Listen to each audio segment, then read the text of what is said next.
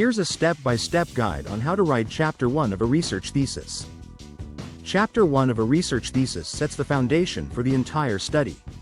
It provides an overview of the research problem, its significance, objectives, and research questions.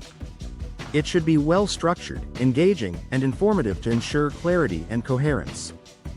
Below are the essential sections to include. 1. Background of the study. This section provides a general introduction to the topic of study, explaining the scientific basis, significance, and real-world implications of the research. It includes: define the core physiological concept related to your study. Highlight previous research and existing gaps in knowledge. Explain the relevance of the study to health, medicine, or human physiology. Use statistics or real-life examples to justify the need for the research. For example, cardiovascular diseases remain the leading cause of mortality worldwide, with hypertension being a significant risk factor, Liu, 2018. Recent studies suggest that autonomic nervous system dysfunction plays a crucial role in hypertension development. However, the mechanisms underlying this dysfunction remain poorly understood in the Nigerian population, Xu and Liu, 2019. Note: your statements must be referenced, and the reference style of choice is institution-based. So do well to ask your supervisor what reference style to use. State it in the comment section if you want me to make a comprehensive video on the mostly used reference styles. For the sake of this video, I will be using Harvard reference style. 2. Statement of the problem. This section clearly defines the specific problem the study seeks to address. It should identify existing gaps in knowledge. Explain why the research is necessary. Highlight the physiological relevance of the study. Example: despite the increasing prevalence of hypertension in Nigeria, limited studies have investigated the role of autonomic nervous system dysfunction in this condition. Xu and Liu, 2019. Understanding the physiological mechanisms could improve targeted therapeutic interventions. Zhang et al., 2018. 3. Research questions, not used often in some departments, but it's worth visiting. This section lists the key questions the study will answer. These questions should be clear, specific, and measurable. Examples: what is the impact of autonomic dysfunction on blood pressure regulation in hypertensive patients? How does heart rate variability differ between hypertensive and normotensive individuals? What physiological markers can be used to assess autonomic nervous system activity in hypertension?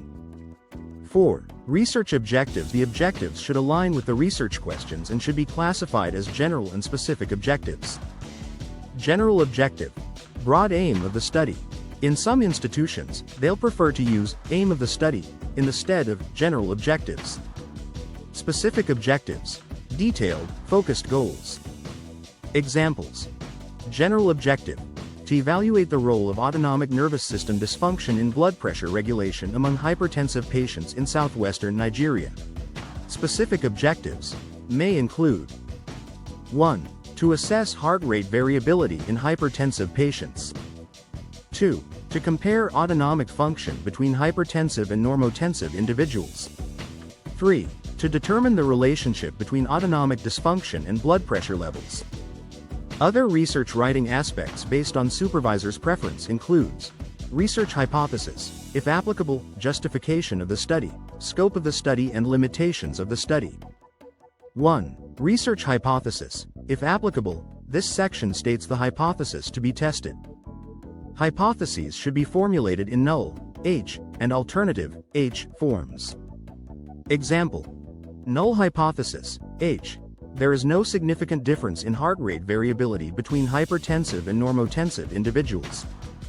Alternative hypothesis, H. Hypertensive individuals have significantly lower heart rate variability compared to normotensive individuals.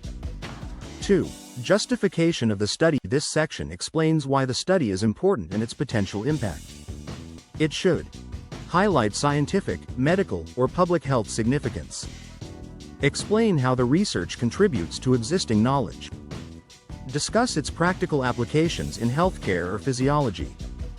Example: understanding the role of autonomic dysfunction in hypertension can contribute to better diagnostic and treatment strategies, ultimately reducing cardiovascular morbidity and mortality in Nigeria.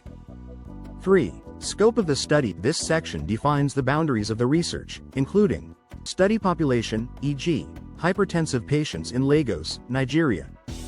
Age group or demographic focus. Specific physiological parameters being studied. Duration and location of the study. Example. This study focuses on adults aged 30 to 60 years diagnosed with hypertension in selected hospitals in southwestern Nigeria. It will analyze heart rate variability and autonomic function using ECG-based assessments over a 6-month period. 4. Limitations of the study. Here, you outline the challenges or constraints that may affect the study, such as sample size limitations, time constraints, availability of equipment for physiological measurements. Example. One limitation of this study is the reliance on ECG-based autonomic function assessment, which may not capture all aspects of autonomic nervous system activity. Thanks for watching. I hope you've gained enough knowledge to write a better Chapter 1. Anticipate Chapter 2 in my next video.